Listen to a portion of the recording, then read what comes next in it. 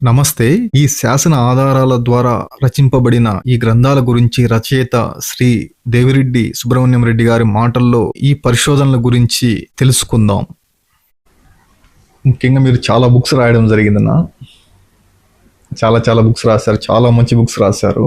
చాలా బుక్స్ ఉన్న దీంట్లో వచ్చేసి మోడర్న్ చిత్తూరు అనేసి, ఆ తర్వాత hero of Hyderabad uprising of 1857, colonialism అనేసి అదొకటి, resistance in India, cultural imprints of India, gods on earth Tirumala చరిత్ర అని ఒకటి రాయడం జరిగింది, agrarian relations and peasant in modern Andhra, ports, factories, companies, commerce and merchants in modern Andhra అనేసి అదొకటి, peasant and the state in modern Chittoor district of Andhra Pradesh, the sculpture wealth and Mallam, Andhra గుహాలయాలు, చిత్తూరు జిల్లాలో తొలి స్వాతంత్ర పోరాటము, భారతదేశ కళలు, శిల్పకళలు, loss and gain in British India. ఇట్లా చాలా రాశారు. ఇంకా ఆర్టికల్స్ అంటే చాలా సుమారుగా రాస్తున్నారు. మొదటి అంశం ఏంటంటే, నేను అడిగేది మిమ్మల్ని, రీసెర్చ్ అనేది ఒక అంశాల్లోకి మీరు ఏ విధంగా ఎంటర్ అవుతారు? అంటే మొదట ఏదో ఒక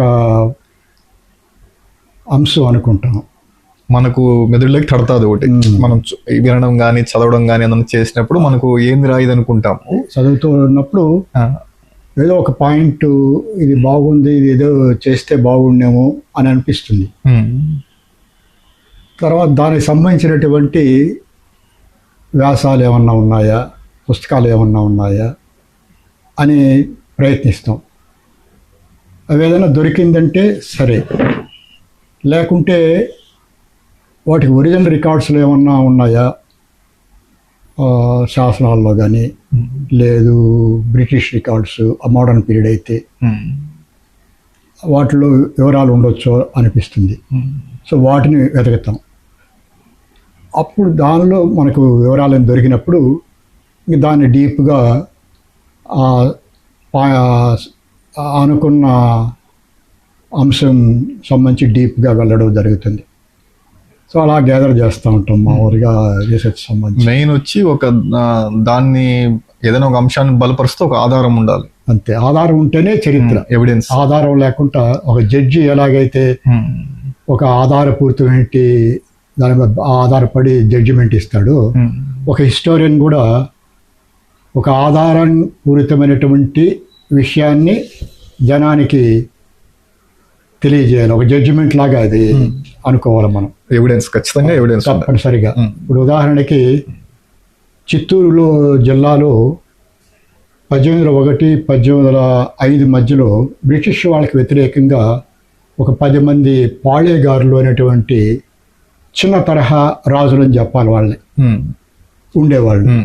బ్రిటిష్కి వ్యతిరేకంగా తిరుగుబాటు చేశారు. దాని మీద నేను ఒక పుస్తకంలో, తమిళనాడులో రాజయ్య అని ఒక ప్రొఫెసర్ ఉండేవాడు. ఆయన తమిళనాడులో పాళేగారుల మీద ఒక పుస్తకం రాశాడు. దానిలో చిత్తూరు జిల్లాలో పాళేగారులు సంబంధించి ఒక 2 వాక్యాలు రెఫరెన్స్ లాగా రాసున్నాడు. ఏ సంవత్సరం అది? అది కట్టబొమ్మను వాళ్ళంతా తమిళనాడులో తిరుగుబాటు చేశారు బ్రిటిష్ వాళ్ళకి వ్యతిరేకంగా. 1798, 1800 టైంలో ఆ తిరుగుబాటు జరిగింది. ఆయన దాని మీద ఒక పుస్తకం రాశాడు, rise and fall of Palegars of Tamil Nadu అనేసి. ఓకే. ఆ పుస్తకం ఒక లైబ్రరీ కూర్చొని చదువుతూ ఉంటే ఆ ఒక్క 2 వాక్యాలే అవుపడ్డాయి. ఇదేదో చేస్తే బాగుండు అనిపించి గెజిటీర్స్ అనేటి వాటిల్లో చూశాను. ఒక 2-3 పేజీలు ఉండింది. తర్వాత బ్రిటిష్ కాలంలో మాన్యువల్స్ అనేటువంటి ఉన్నాయి. వాటిలో వెళ్తే ఒక 10 పేజీల మ్యాటర్ ఉండింది. సో ఇదేదో మనం ప్రయత్నిస్తే బాగుండు, ఒక రకంగా మనం పుట్టి పెరిగిన జిల్లాలో సంబంధించిన చరిత్రే కదా, ఒకటి చేస్తే బాగుండు అనిపించి మెడ్రాస్కి వెళ్ళాను.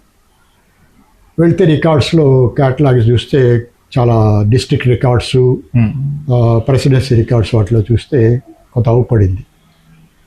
సో ఇంకా దాని మీద రిజిస్టర్ చేసుకొని డీప్గా స్టడీ చేయాలని వెళ్ళాను.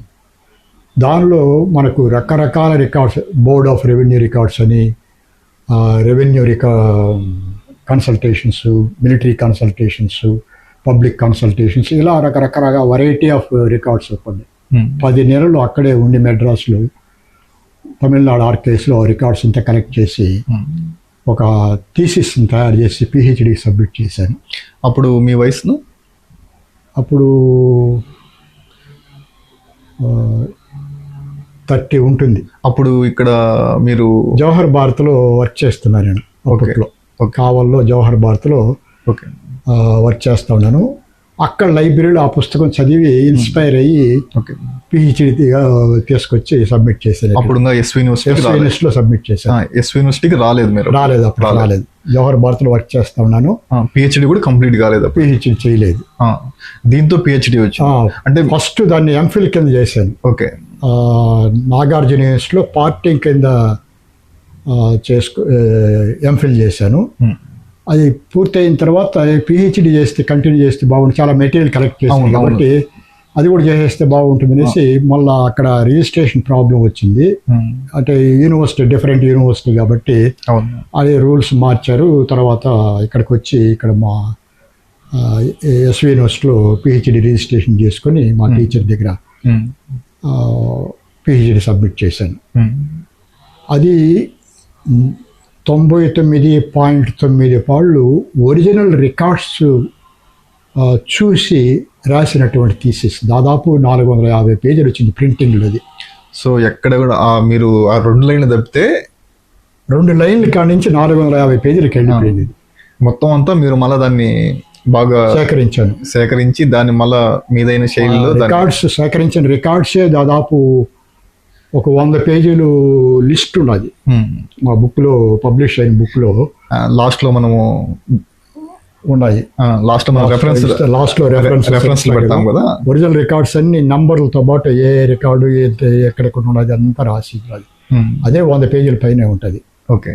రెఫరెన్స్ అంత ఒరిజినల్ వర్క్ చేయడం జరిగింది. అది మీది ఫస్ట్ బుక్ అవుతుంది? ఫస్ట్ బుక్ అదే. చిత్తూరు జిల్లా పాళేయ గారులకు సంబంధించి చేశాను. అంటే బ్రిటిష్ పీరియడ్ ఒక రకంగా ఈస్ట్ ఇండియా కంపెనీ పీరియడ్ అంతా కవర్ చేస్తుంది.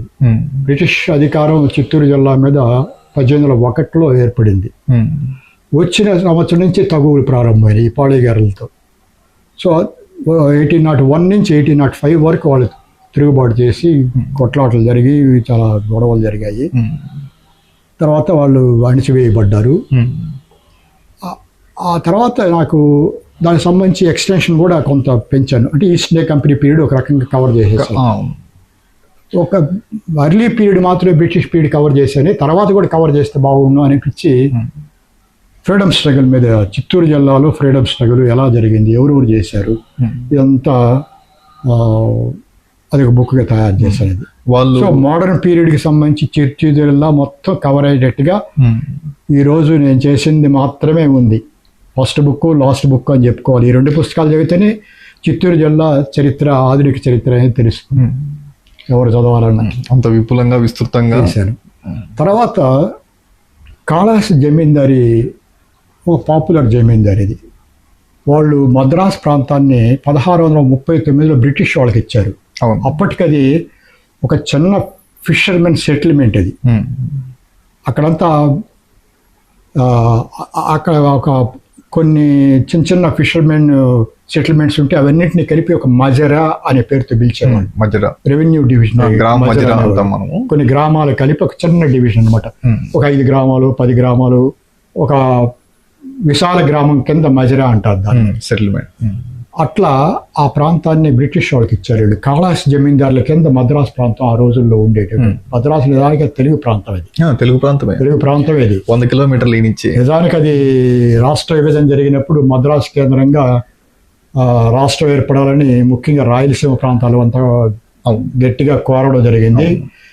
కానీ ఆనాటికి ఉన్నటువంటి నెహ్రూ ప్రధానమంత్రి, తమిళనాడు ప్రైమ్ మినిస్టర్ అనేవాళ్ళు ఆ రోజు.